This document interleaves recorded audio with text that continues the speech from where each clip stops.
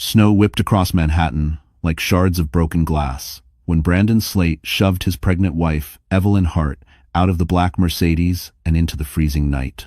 Her coat was barely buttoned, her hands shaking as she steadied herself against the curb outside the Rosemont Hotel. Inside, chandeliers glowed like golden suns, catching flashes from paparazzi already circling the arriving celebrities. Brandon didn't even look at her. His hand was wrapped tight around the waist of Roxy Vale, the rising model he had traded his marriage for, as if he couldn't wait one more second to parade her beneath those lights. Evelyn felt her breath hitch, the cold slicing through her like a warning she should have heard months ago. 6 months pregnant, exhausted from holding together a life that had cracked in silence, she tried calling Brandon's name. He turned just enough for her to see the smirk on his face, an expression that said she was no longer part of his world. "You shouldn't be here, Evelyn," he said flatly. "Go home, or wherever women like you go." "Women like you." The words hit harder than the wind. A camera flash caught Evelyn's pale face, her trembling hands, her swollen belly. The murmurs began instantly, some pitying, others cruel. Roxy only tightened her grip on Brandon's arm, whispering something that made him laugh loud enough for the crowd to hear. Evelyn took a step back.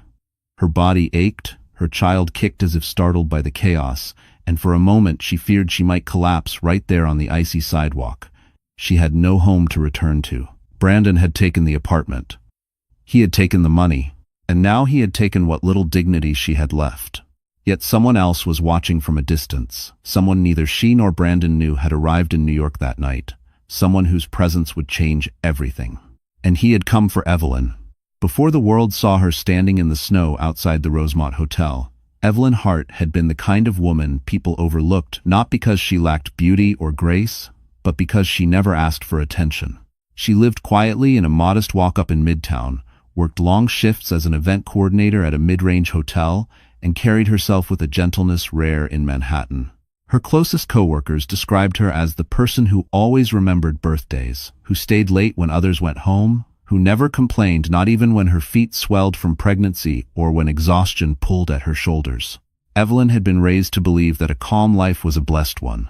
Her mother, a warm but fragile woman, taught her to value kindness over ambition. Her father? Well, she barely remembered him. He had left early in her childhood, and every photo of him had disappeared when Evelyn was 6. Her mother never explained why, only that he lives in a world that isn't meant for us. Evelyn grew up thinking he was long gone, a ghost in old memories. What she didn't know, what the world didn't know, was that her father had built a global financial empire and watched her from afar with regret carved into every year he missed. But none of that power had touched Evelyn's life. She worked hard, lived small, and believed love was something you built brick by brick. That belief shattered the day she met Brandon Slate. He swept into her life like a summer storm, charming, ambitious, handsome, in a polished Wall Street way. He said she grounded him. He said she made life meaningful. Evelyn believed him with all the innocence of a woman raised on hope instead of caution. She cooked for him, encouraged him, celebrated every small win of his unpredictable career. When she told him she was pregnant, she thought he would lift her off the ground and kiss her with joy. Instead, Brandon grew colder. He said the timing was wrong, that she needed to look presentable if she wanted to stand beside him, that he couldn't build a future while carrying dead weight. The distance between them widened until she barely recognized the man she married. Still, Evelyn tried God. She tried. She worked extra shifts when Brandon said money was tight. She hid her nausea during meetings. She washed the dishes in silence when he came home smelling of someone else's perfume. Yet nothing prepared her for his final betrayal outside the Rosemont. And what Evelyn didn't know was that her pain had just awakened a force far more powerful than Brandon Slate could ever imagine. Because someone had seen that viral video and recognized whose daughter she was, Manhattan had a way of exposing a person's entire life under its unforgiving lights. During the day, its steel towers glittered with promise. At night, they sharpened into silhouettes that watched silently as dreams rose and crumbled. For Evelyn Hart, the city had once been a map of possibilities. She remembered drinking hot chocolate on Fifth Avenue during her first winter with Brandon, watching couples glide across the ice at Rockefeller Center. She remembered believing this place could be home. But now, every familiar street felt like it belonged to someone else. After Brandon forced her out that freezing night, Evelyn found herself walking through Midtown with no destination but the nearest subway entrance. She clutched her coat around her swollen belly, feeling the sting of each gust of wind. The skyscrapers that once inspired her now looked like monuments built for people who mattered. People with last names carved into stone, people she had never been allowed to imagine she might be connected to. The city was divided, in truth.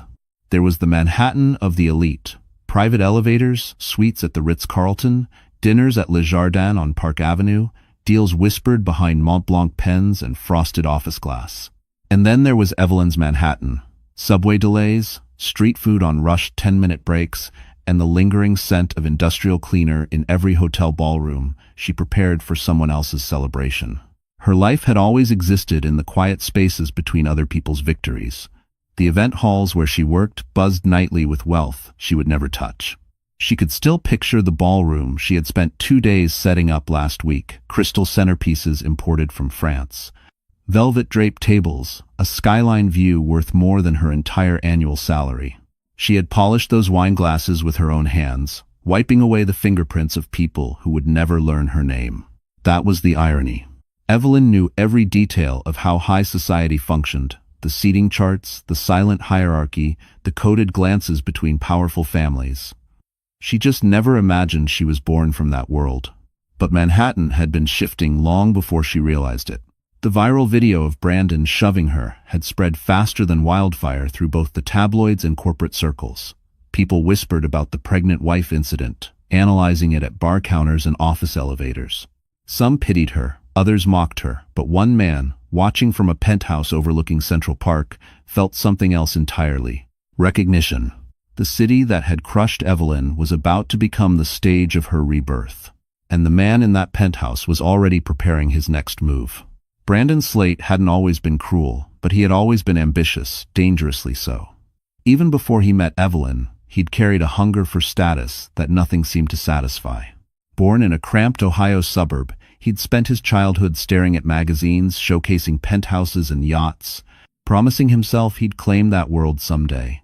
But dreams without integrity rot quickly, and Brandon learned early to climb by stepping on whoever stood closest.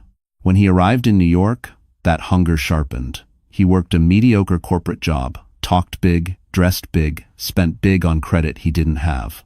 To him, perception was everything. Actual success could come later, maybe.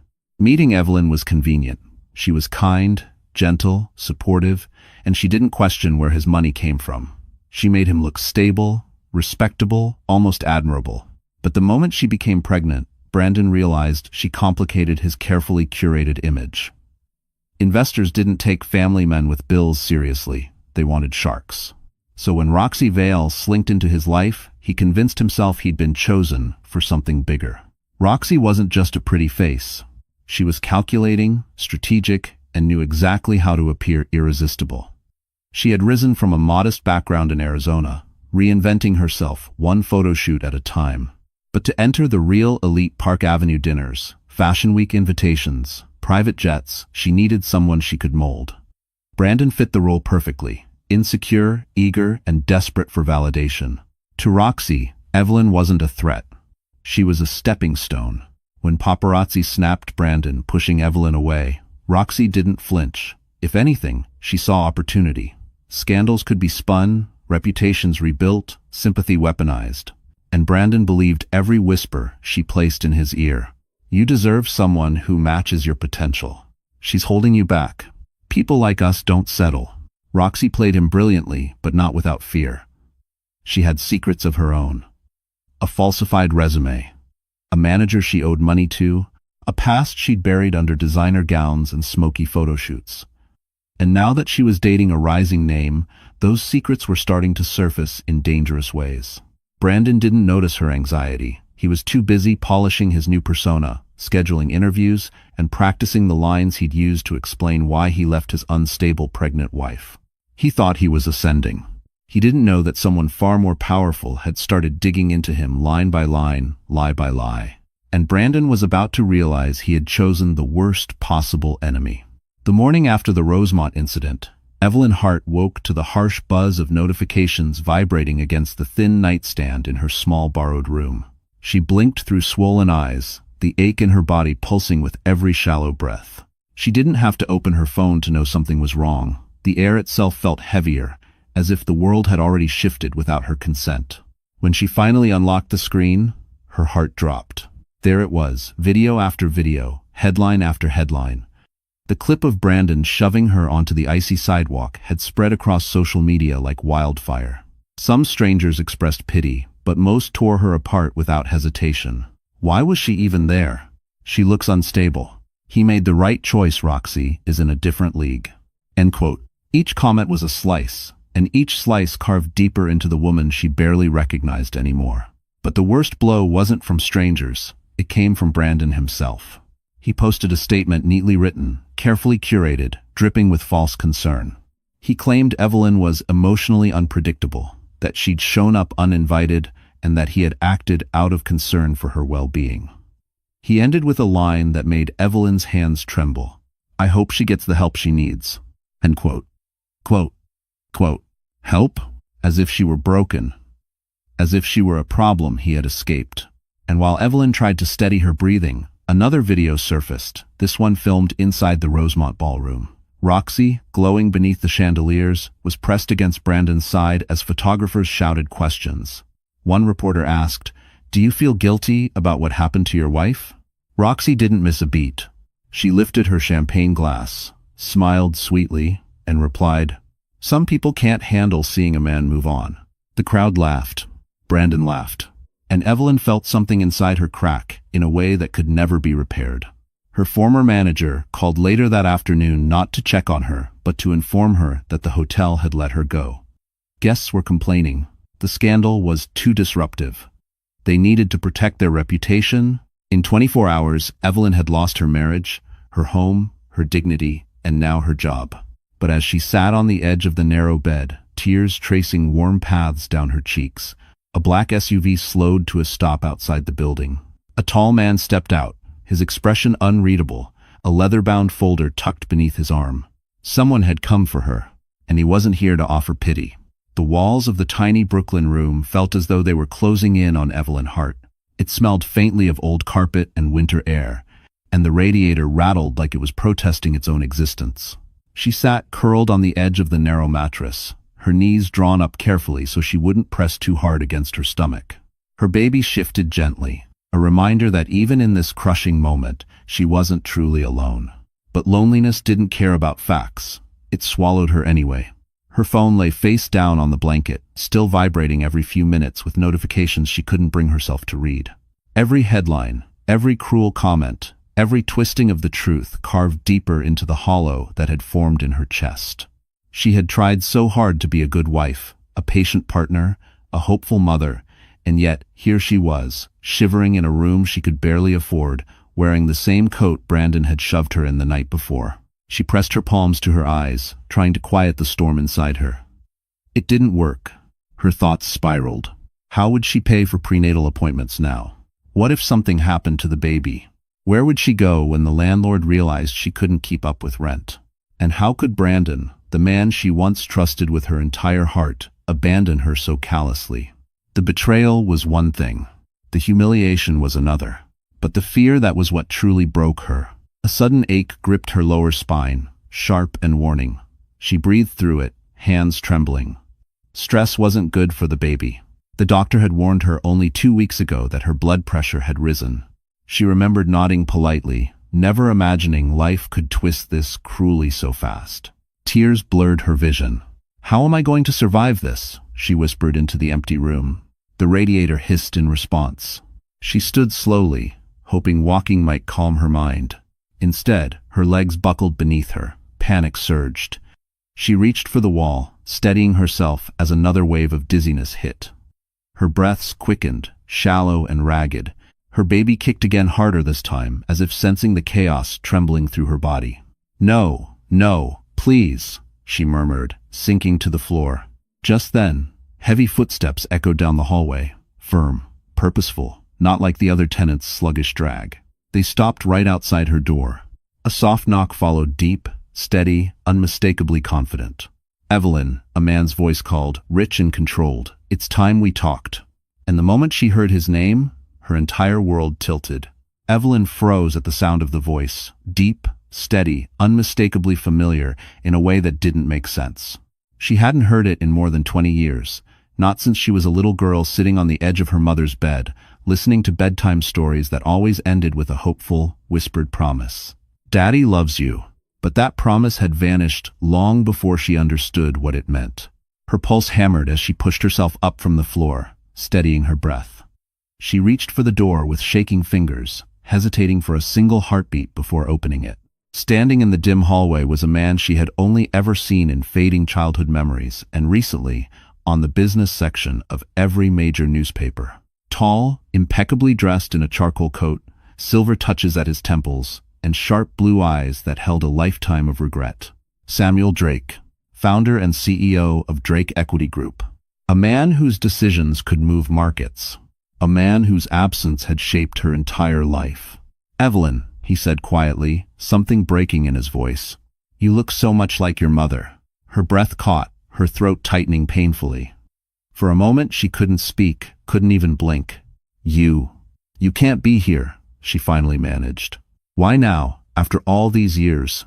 Samuel exhaled slowly. The hallway light softened the hard lines of his face, revealing a weariness the world never saw. He held out a leather-bound folder, the same one the man in the black SUV had carried earlier. "I saw the video," he said. "The entire world saw what that man did to you, and I won't stand by again. Not this time." Evelyn shook her head, backing away as emotions twisted violently inside her: shock, disbelief, anger, an ache she had buried too deep for too long. "You left us," she whispered. "You left me." Samuel lowered his gaze. "Your mother asked me to. She wanted you far from the world I lived in, safe from the enemies I had made. I respected her wish, but I never stopped watching over you." He swallowed. "I failed you anyway." Something inside Evelyn trembled. The baby kicked softly, as if reminding her she wasn't choosing only for herself now. Samuel took a careful step forward. "I'm here to bring you home," he said, "to protect you, to give you back everything that should have been yours." Home. The word felt foreign on her tongue. She stared at the folder in his hand, at the name embossed in gold. Evelyn Grace Drake. Her real name, her birthright, her inheritance. And the moment she touched it, she felt the shift subtle, powerful, irreversible. Because this wasn't just a reunion. This was the beginning of a war. And Brandon Slate had no idea whom he had just crossed. The next morning, Evelyn Drake woke in a place that felt like another universe. The penthouse atop Drake Tower wasn't a home. It was a quiet kingdom suspended above Manhattan. Floor-to-ceiling windows washed every corner in soft winter light. The skyline stretched endlessly, as if the entire city bowed at her feet. But Evelyn did not feel powerful. Not yet. She sat at the edge of the guest room bed, a cashmere blanket draped around her shoulders, still carrying the exhaustion of months of betrayal. Her reflection in the glass startled her. Pale cheeks, tired eyes, hair tangled from too many sleepless nights. A woman who'd been shrinking herself for years to make room for someone who never deserved her. Samuel entered softly, placing a warm cup of tea on the bedside table. "We take back your life one step at a time," he said gently. "Today, we begin." The day unfolded in ways Evelyn could never have imagined. A private physician arrived first, checking her vitals, the baby's heartbeat, her stress levels. Then came a nutritionist, a prenatal specialist, and a therapist who spoke with a kindness that made Evelyn's throat tighten. For the first time in months, she felt seen.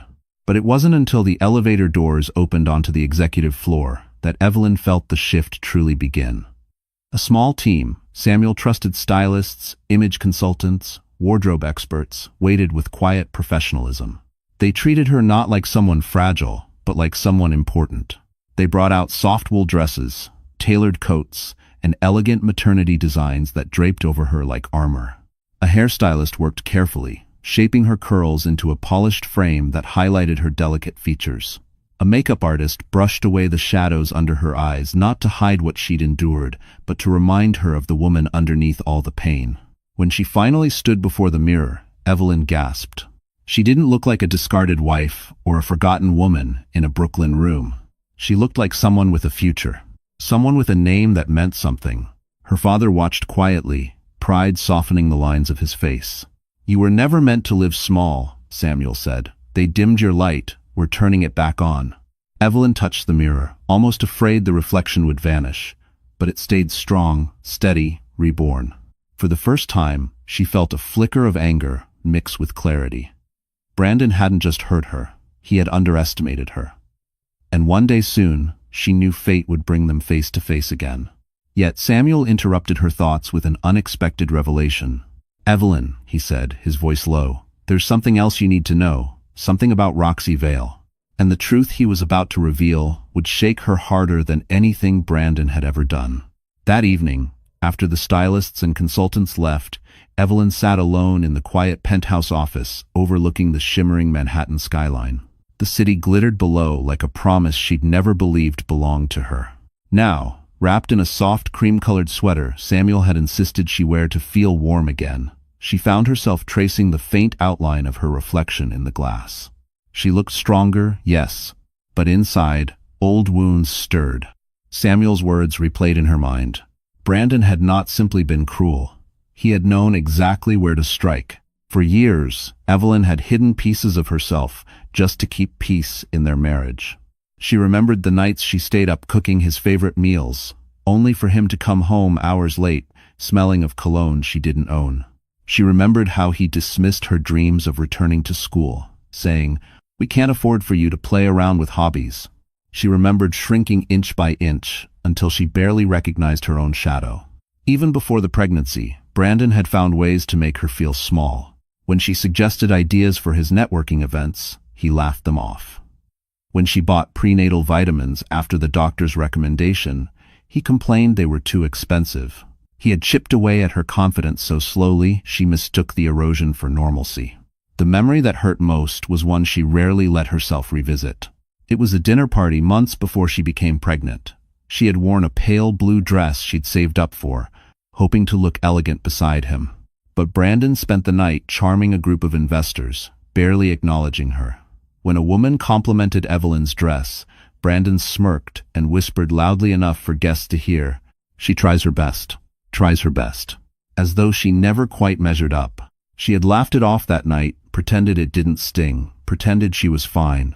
But now, sitting above a city that had once swallowed her whole, she felt the truth settle into her bones. She had never been the problem. Brandon's cruelty had not been born from her weakness, but from his own inadequacy. He resented her softness because it highlighted his arrogance. He undermined her dreams because he feared she might outgrow him. He blamed her for their struggles because facing his failures terrified him. A soft kick from the baby brought her back to the moment. She placed both hands on her belly, tears slipping down her cheeks, not from pain, but from a dawning resolve. She would never let anyone diminish her again. Not for love, not for peace, not for survival. Just then, Samuel knocked gently and stepped inside, a troubled look clouding his expression. "Evelyn," he said carefully, "there's something I uncovered about Brandon's finances. It's worse than we thought." And when he slid the document across the desk, Evelyn felt the ground shift beneath her. Samuel Drake rarely allowed emotion to cross his carefully trained expression, but tonight, the tension around his jaw spoke louder than any words. He placed the folder on the desk before Evelyn, each page inside it filled with a truth he wished he didn't have to show her.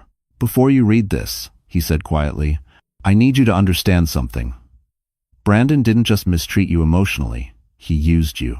Evelyn felt her chest tighten. She had expected lies, betrayal, maybe even infidelity, but the gravity in her father's voice hinted at something far colder. With trembling fingers, she opened the folder. The first page hit her like a blow. Bank statements, forged signatures, her signatures attached to loans she had never taken out. Brandon had used her name to borrow money for his failing business, dozens of times.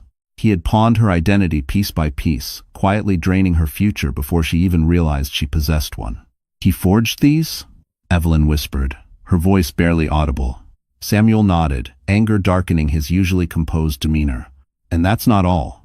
He also submitted tax filings under both your names, claiming medical expenses and business losses that never existed. If the IRS investigates, they will come after you first, because legally, you signed them. To date it." "No," Evelyn breathed, pressing a hand to her stomach. "No, I didn't. I never signed anything like this. That's what he counted on, Samuel replied. Your trust, your innocence, your belief that marriage meant partnership. Evelyn felt the room sway. Her heartbeat roared in her ears. She had known Brandon was selfish, but this was destruction, calculated and deliberate. He hadn't just abandoned her. He had built an escape route over her body. She closed her eyes, recalling every moment Brandon insisted she didn't need to worry about paperwork. Every time, he brushed her aside with a condescending smile. She had confused dismissal for stress, deception for fatigue, and manipulation for love. How long has this been going on? She asked. Nearly 3 years, Samuel answered. Long before the pregnancy. The revelation hollowed her. 3 years. 3 years where she thought they were planning a life together, where she tried to make their small apartment feel like a home, where she worked overtime shifts so he could focus on his business. Samuel reached out, placing a steady hand on her shoulder. I'm fixing it, quietly, completely. But Evelyn, this man has no boundaries, and he's about to take things further. Further? She stared at him, dread creeping up her spine. Samuel hesitated before speaking the next words. His voice low and grim. Brandon is preparing to file a restraining order against you. And Evelyn felt the world stop. While Evelyn sat in Drake Tower absorbing the cruelty of Brandon's betrayal, the man himself was lounging in a corner suite of the Lucent Hotel, his temporary victory nest. Brandon poured himself a drink, admiring the Manhattan skyline reflected in the glass windows. He felt untouchable. The scandal had boosted his publicity, and Roxy was already gaining followers by the thousands. To him, everything was unfolding perfectly. But Roxy Vale was starting to feel the cracks. She sat at the vanity, scrolling through her phone with trembling fingers. Headlines that once glorified her bold romance with Brandon had begun shifting tone. Is Roxy responsible for the pregnant wife's breakdown? Model laughs. While Evelyn Hart suffers cold or calculated, her sponsorship emails slowed. Agents hesitated. And earlier that afternoon, a man in a gray suit had approached her outside a photo shoot, handing her a sealed envelope before disappearing into traffic. Inside was a single message. We know. She tried to tell Brandon, but he waved her off with a dismissive grin. You worry too much, he said, adjusting his cufflinks. This is what attention looks like. We're winning. Winning. The word tasted bitter. Because Roxy's biggest fear wasn't the scandal. It was her own past, the one she'd buried so deep she prayed no one would ever find it. She paced the carpet, arms wrapped around herself. Brandon, what if people start digging? What if they find... They won't, he interjected. Besides, I've set things in motion. Evelyn will be forced legally to stay away. Once the restraining order is filed, public opinion shifts. She'll look unstable and will look justified. He smiled like a man who believed he controlled fate. But Roxy felt cold. What if she fights back? She asked. Brandon scoffed. She's broke, jobless, alone. What could she possibly do? Roxy didn't answer, but doubt coiled inside her. She had seen Evelyn's face in that viral video. It wasn't weakness she saw there, it was something else.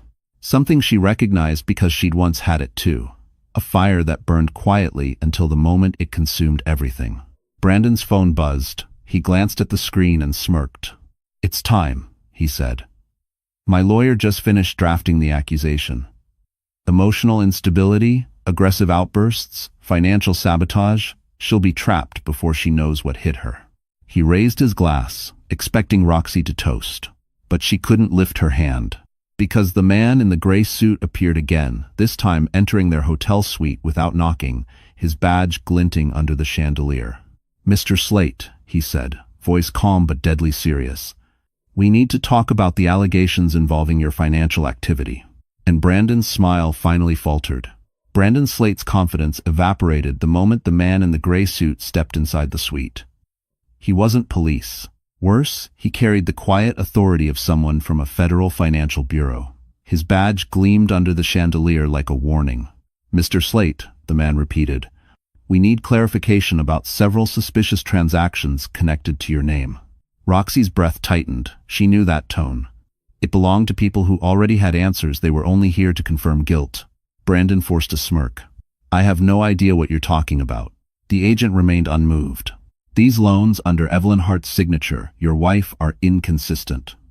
The handwriting analysis is inconclusive, and the lenders you approached have raised red flags. Additionally, several reports were filed by investors who claim you misrepresented your financial standing. Roxy turned toward Brandon, her voice barely above a whisper. Brandon, what did you do? He didn't look at her. Don't say anything. They have nothing. But he was wrong. The agent placed a stack of documents on the table. We advise you to retain legal counsel. You'll be contacted for a formal interview. The man left as quietly as he arrived, but the silence he left behind was suffocating. Roxy rounded on Brandon. You told me everything was fine, that your business was stable. Brandon's mask cracked. And it would have been if Evelyn hadn't fallen apart and made everything messy. Roxy stared at him, horrified. Fallen apart? You pushed her into the street, Brandon. You humiliated your pregnant wife. He waved her off. People forget scandals. They won't forget success. Once the restraining order is filed, she'll be discredited. The timing is perfect. The narrative is... Brandon? Roxy interrupted, her voice unsteady. I don't think you understand what's happening. That man wasn't here because of Evelyn's breakdown. Someone powerful is behind this. Brandon scoffed. No one cares enough to protect Evelyn. She's a nobody. But Roxy wasn't convinced. She remembered the envelope. We know. She remembered the way photographers kept asking about Evelyn, not her. She remembered the quiet fear spreading through the modeling agencies. Someone did care about Evelyn, and not just as sympathy. Trying to calm herself, Roxy stepped into the bathroom. She splashed cold water on her face, gripping the marble sink. But the moment she looked up, she saw something taped to the mirror. A photograph. Her, 12 years younger. A mugshot. She staggered back, breath ripped from her lungs. Someone had found her buried past. And as she reached trembling for the photo, her phone lit up with a message from an unknown number. You chose the wrong side. And Roxy realized she wasn't the only one Brandon had put in danger. 2 weeks after discovering the full extent of Brandon's betrayal, Evelyn Hart stood inside the grand lobby of the Plaza Hotel, this time not as an invisible event coordinator, not as a discarded wife, but as the daughter of Samuel Drake. The air shimmered with the soft glow of crystal chandeliers, violins warming the background, and the scent of white orchids drifting through velvet-draped hallways. Manhattan's elite moved like constellations beneath golden ceilings. But Evelyn wasn't here to dazzle them. She was here to reclaim her story. Samuel had insisted she attend tonight's charity gala, a cornerstone event where alliances were built, reputations made, and sometimes destroyed. He believed it was time the city learned who she truly was. And more importantly, it was time Brandon realized what he had thrown away. Dressed in a midnight blue maternity gown tailored to her new silhouette, Evelyn walked beside Samuel, her hand lightly holding his arm. Her hair framed her face softly, her steps confident yet careful. Conversations paused as they entered, heads turned, eyes widened. It was the same woman from the viral video, yet not the same at all. Evelyn now carried a quiet power, the kind that came not from wealth but from surviving something meant to break her. Guests whispered, "That's her. She looks radiant. Is that Samuel Drake with her?" Evelyn kept her chin lifted, though her heart raced beneath the silk fabric. She had never been in a room where people looked at her with curiosity instead of dismissal. Miles Rowan, CEO of Rowan Tech and one of Samuel's trusted partners, approached with a warm smile. He was calm, confident, his presence grounding in a way Evelyn hadn't expected. "You must be Evelyn," Miles said, offering his hand. "Your father speaks highly of you." It took her a second to respond. She wasn't used to being spoken to with such respect. "It's nice to meet you," she said softly. Miles's gaze flicked to her belly, not with judgment but gentle admiration. "You're stronger than you realize," he said. "Stronger than most people in this room." Evelyn felt something unfamiliar stir in her chest, an ember of possibility. But the moment was cut short. A sudden hush rippled through the ballroom. Photographers lifted their cameras, the crowd parted like water. Brandon Slate had arrived, and Roxy stood on his arm, dressed in glittering silver, her smile tight and trembling. They saw Evelyn, they froze, and for the first time since the nightmare began, Evelyn did not look away. Across the ballroom, Brandon's expression shifted from arrogance to shock to something close to fear. because he finally realized Evelyn was not the woman he thought he had destroyed. Brandon Slate had prepared himself for applause, admiration, and another opportunity to polish the narrative he'd been feeding the press. But the moment he stepped into the plaza's ballroom and saw Evelyn standing beside Samuel Drake, all the oxygen seemed to vanish from his lungs. He staggered just slightly, but enough for Roxy Vale to feel his grip tighten painfully around her arm. "Brandon," she whispered, her voice trembling. "Why is she here? And why is she with him?" Whoa. Brandon couldn't answer, because even he, in his inflated sense of self-importance, understood exactly what that pairing meant. Samuel Drake wasn't just another wealthy face in Manhattan. He was a titan, a man whose presence in any room shifted the balance of power. And Evelyn stood beside him like she had every right to be there. Her posture was poised, serene, but the strength in her gaze struck Brandon like a blow. Gone was the trembling woman on the sidewalk. Gone was the one he mocked for being too emotional. The Evelyn before him radiated a quiet authority that made his chest tighten with something dangerously close to panic. Roxy, however, was unraveling. She tried to maintain her smile for the cameras, but her eyes darted anxiously around the room. The envelope, the photograph, the message "you chose the wrong side" echoed inside her mind like a drumbeat. The lights felt too bright, the crowd too watchful. "Brandon," she whispered again, "we should leave." But he couldn't move. Pride fused him to the floor. Miles Rowan approached Evelyn and Samuel, greeting them with an easy warmth that only heightened Brandon's dread. The three of them looked united, powerful, untouchable. Then Miles glanced across the room and met Brandon's eyes. He didn't scowl, didn't glare. He simply smiled, a calm, confident smile that said, "You already lost." Brandon felt heat surge into his face. "How is this possible?" he muttered under his breath. "She's nobody. She's—" Roxy flinched. "She doesn't look like nobody." Brandon clenched his jaw. No, this is a stunt. She's doing this to embarrass me." But even he didn't believe that. Unable to stop himself, he dragged Roxy across the ballroom. Guests turned, whispers rising like a tide. Evelyn saw him coming. She didn't flinch, didn't shift, didn't hide. Brandon forced a smile, the kind he thought could bend reality to his will. "Evelyn," he said through clenched teeth, "you look different." Evelyn met his gaze, calm and unshaken. "Thank you," she replied. "I am." It was the first time Brandon felt truly powerless. But before he could respond, Samuel stepped forward, just slightly, claiming his place at Evelyn's side with effortless authority. "Mr. Slate," Samuel said, voice low, "there's a conversation we need to have." And every camera in the room swung toward them at once. For a long moment, the ballroom at the plaza existed in silence. Cameras flashed, champagne glasses paused midair, and conversations froze as the city's richest and most ruthless watched the confrontation unfold like a live-action scandal. But while Brandon bristled under the attention, Evelyn remained impossibly composed. A soft winter breeze drifted in from the terrace, stirring the delicate fabric of her midnight blue gown. The diamonds at her ears, simple, elegant, caught the golden light and turned her into the quiet focal point of the entire room. This was not the Evelyn Hart who once blended into hotel hallways. This was Evelyn Drake. She felt the power of that truth fill her lungs. Miles Rowan stepped subtly closer, as if offering silent protection. His presence alone, steady, respectful, deliberate, added weight to the moment. Even Samuel watched carefully, giving Evelyn space to lead her own story. Brandon, however, could not comprehend the shift. He was sweating through his tailored suit, trying to reclaim the arrogant swagger he'd relied on for years. "So this is the game now?" he hissed. "Parading around like royalty? Acting like you belong here?" Evelyn tilted her head slightly, her expression almost pitying.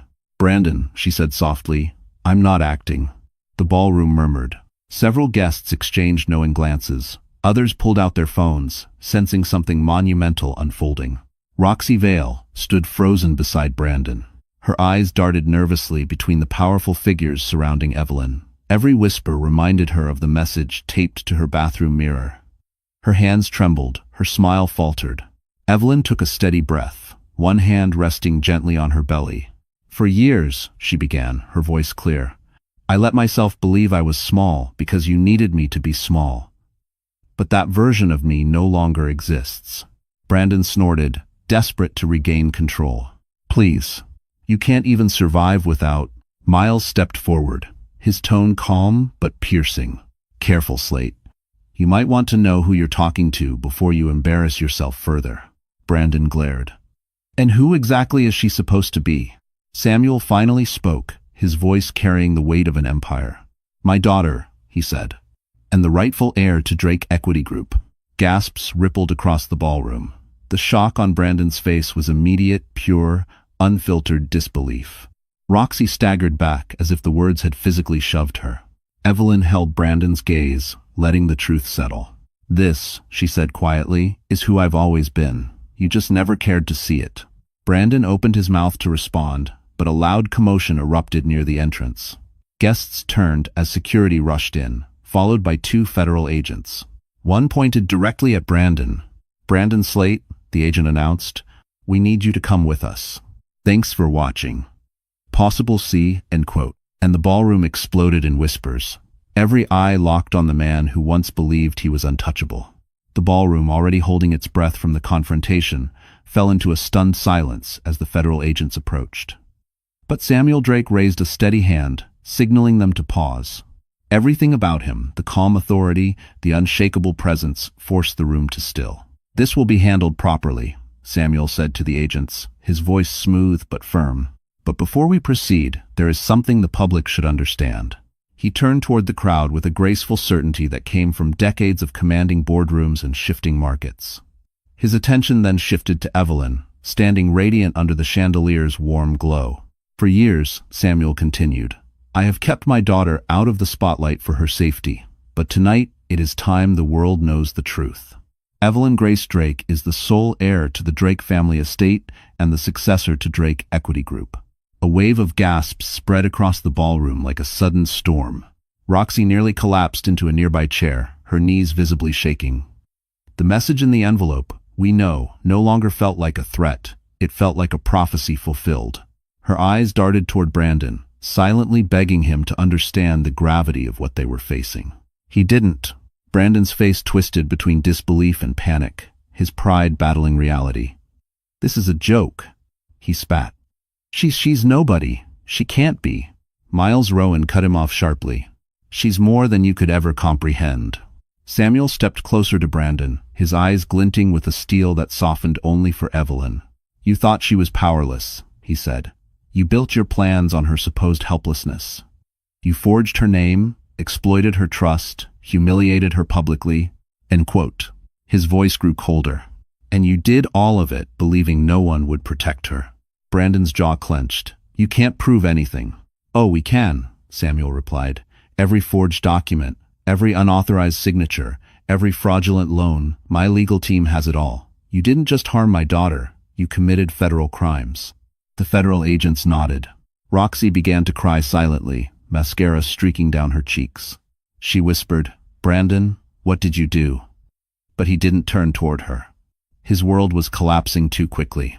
Guests murmured excitedly, phones recording every second. The very crowd Brandon dreamed of impressing now witnessed his downfall in real time. Samuel looked to the agents. You may proceed. One agent stepped forward. Mr. Slate, you are under investigation for multiple counts of fraud, identity, falsification, and financial misrepresentation. You'll need to come with us. And Fort 1. Brandon staggered backward as if struck. For the first time, he looked truly afraid. But before the agents escorted him out, Evelyn stepped forward. Her eyes met Brandon's not with hatred, but clarity. Everything you did, she said softly, you did because you believed I was small. You never bothered to see who I really was. Brandon swallowed hard. Evelyn, you should save your excuses, she whispered. You're going to need them. I would not. And it wasn't the agents, but someone else who stepped into the light next, ready to finish what Samuel had begun. As Brandon Slate stood cornered beneath the chandeliers of the plaza, the room seemed to pulse with judgment. The federal agents waited at his shoulder, their patience thin. But it was the man who stepped forward next, Miles Rowan, who made Brandon's stomach twist. Miles, with his calm confidence and razor-sharp gaze, approached like someone accustomed to dismantling empires with a signature and a quiet smile. "Before the agents escort you out," Miles said, "there's one more matter to address." Brandon blinked. "What matter? I don't even know you." "Oh, but I know you," Miles replied. "Drake Equity Group and Rowan Tech have been collaborating for nearly a decade, and when you targeted Evelyn, you unintentionally made yourself our problem." End quote. Samuel nodded in agreement, allowing Miles to take the lead. Miles lifted a folder, sleek, black, embossed with silver lettering. "This morning, my board and Samuel's approved a joint acquisition.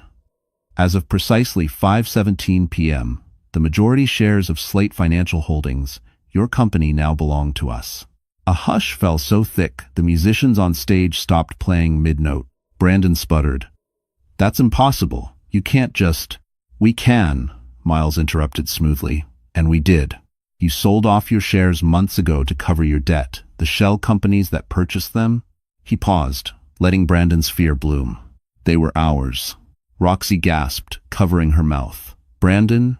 Oh my God." Miles continued, ruthless but composed. "Your remaining stake has been frozen under the fraud investigation. You no longer hold voting power, financial control, or leadership authority. Slate Financial Holdings will be restructured, audited thoroughly, and placed under new management." "Whose management?" Brandon choked out. Miles's smile was quiet but decisive. "Evelyn's." The ballroom erupted, a tidal wave of shock. And for the first time, Evelyn felt the weight of possibility settle onto her shoulders, not as a burden, but as a reclamation. Brandon lunged forward, desperation cracking his voice. "She can't run a company. She doesn't know anything." End quote. Evelyn stepped forward, her voice steady. "I know enough to recognize what integrity looks like, something you've never had." Brandon shook his head violently, pointing at Samuel. "You're doing this to destroy me." Samuel replied calmly, "No, you did that to yourself. We're just cleaning up what's left." At that moment, the federal agents placed a hand on Brandon's arm. But before they led him away, Roxy Vale, white as marble, stepped out of the spotlight.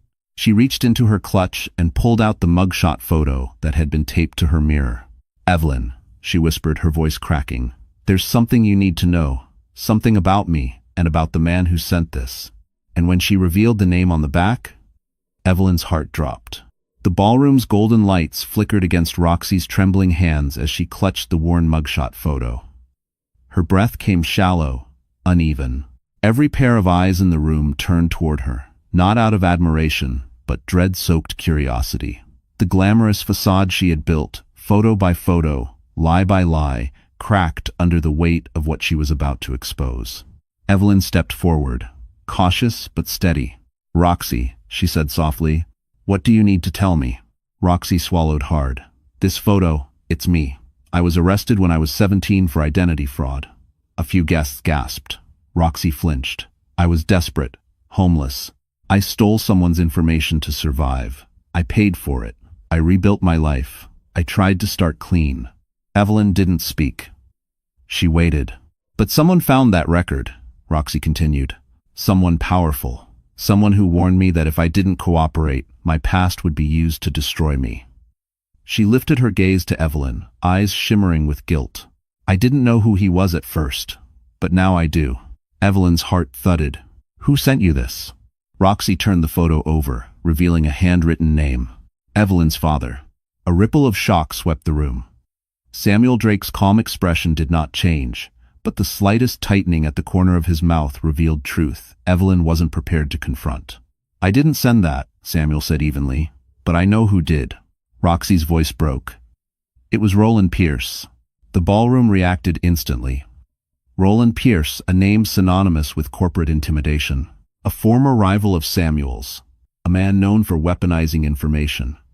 A man banished silently from high finance after crossing the Drake family years ago. Evelyn whispered, "Why would he send this to you?" Roxy wrung her shaking hands. "Because Brandon wasn't the only one being manipulated. Pierce wanted leverage. He wanted inside access to Samuel Drake. He thought he could use me to get to you." "Me?" Evelyn breathed. Roxy nodded miserably. "You're the heir. Taking you down would destabilize everything your father built. Brandon was just the perfect pawn, desperate, reckless, arrogant. Brandon, now pale and trembling, shook his head violently. No, no, I didn't know. I didn't know anyone else was involved. Miles Rowan stepped closer to Evelyn, his voice low but protective. Pierce has resurfaced. And he's targeting the Drake family again. The realization hit Evelyn like a cold wave. Brandon wasn't the mastermind. Roxy wasn't the worst threat. A hidden enemy, a man with the resources to ruin reputations and orchestrate quiet destruction, had been pulling strings behind the scenes. Samuel's voice rumbled with controlled fury. Pierce made his first move. Now he'll expect a counterstrike. Evelyn lifted her chin. Then he'll get one. But behind the ballroom doors, someone was already preparing Pierce's next attack, aimed not at Samuel, but at Evelyn herself. The fallout began before Evelyn even left the plaza. Within hours, every major news outlet from financial journals to celebrity tabloids carried 3 explosive headlines. HEIRESS Evelyn Drake returns, exposes husband Brandon Slate for fraud. Roxy Vale's secret past, uncovered ties to corporate blackmail. Roland Pierce suspected in new power scheme. If Manhattan had been whispering before, now it was roaring. Samuel's legal team worked through the night while security personnel spread across Drake Tower, scanning for vulnerabilities. Miles Rowan stayed close, quietly supporting Evelyn as reporters camped outside, their floodlights turning the winter streets into a battlefield. But through the chaos, Evelyn felt strangely calm. Not because she wasn't afraid she was, but because she finally understood her own strength. For the first time, she was standing in her truth, not hiding from it. Still, Pierce's involvement changed everything. He wasn't like Brandon, messy, arrogant, predictable. Pierce played chess while others played checkers. He didn't care about humiliation, he cared about empire. And bringing down Samuel Drake's daughter, that would be his masterpiece. As predicted, Pierce made his next move before dawn. A fabricated story surfaced online, accusing Evelyn of faking her pregnancy for sympathy. Dozens of bot accounts amplified it, posting edited photos claiming she had been caught without a bump. Miles barged into Samuel's office with his tablet. "This is coordinated," he said. "Pierce is trying to discredit her before the board votes on the transition plan next quarter." Evelyn read the comments, cold, vicious, relentless. It didn't hurt the way Brandon's betrayal had hurt, but it tightened something inside her. A protective fire. "This isn't just about me," she said. "He's attacking my child." Samuel's gaze softened, the rare vulnerability of a powerful man facing an old enemy. "He wants control. He always has, and he believes striking you will destabilize me." "Then let's destabilize him," Evelyn replied. Miles blinked, then smiled slowly. There she is. With Samuel's approval, Evelyn held a press conference on the top floor of Drake Tower. Cameras lined the hall, journalists jostling for position, the Manhattan skyline glowing behind her like a crown. Evelyn stepped up to the podium, hands resting firmly on her belly. "My name is Evelyn Grace Drake," she began, "and I will not be silenced by lies, intimidation, or men who believe power means the right to destroy others." Her voice didn't waver. She spoke of truth, of resilience, of reclaiming her narrative. The city watched. And for the first time, Evelyn wasn't just a headline, she was a force. But just as she finished, Miles hurried to her side, his expression darkened by urgent news. "Evelyn," he whispered, "Pierce just made his boldest move yet. He's coming after you directly. And the next strike wouldn't be digital, it would be face-to-face. Well, our story has come to an end. And if you're still here with us right now, my friend, it means something in this journey touched your heart in a way words can barely explain. Maybe you saw a bit of yourself in Evelyn, her hurt, her strength, her quiet comeback. Life can break us in places we never expected, but as Marcus Aurelius once wrote, the obstacle is the way. Sometimes, the very thing meant to destroy us becomes the thing that shapes us into who we're meant to be. Evelyn's story reminds us that dignity is worth protecting, that truth always rises, and that walking away from what hurts is not weakness, it's rebirth. And just like her, you deserve a life where you're respected, supported, and loved without conditions. So if tonight you feel a little stronger, a little braver, or a little more hopeful, I'm glad you stayed. And now, my wonderful friends, if this story moved you, even for a moment, don't forget to like, share, and subscribe to our channel. Your support helps us continue creating stories that heal, empower, and remind you of your own strength. You're not alone, and your comeback is closer than you think.